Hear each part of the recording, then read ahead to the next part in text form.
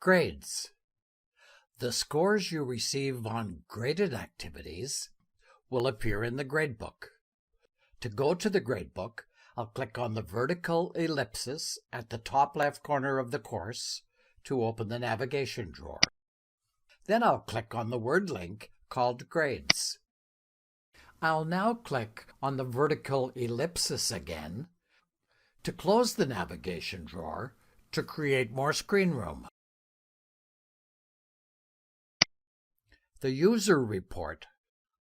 The User Report tab opens with your grades showing the course name, the activity name, the grade for completed items,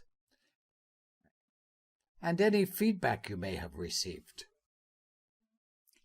I'll click on the Overview Report tab to receive a summary grade, which is a grade for the whole course for any course you have completed. In this example, the course has not yet been completed, so there is no summary grade here yet.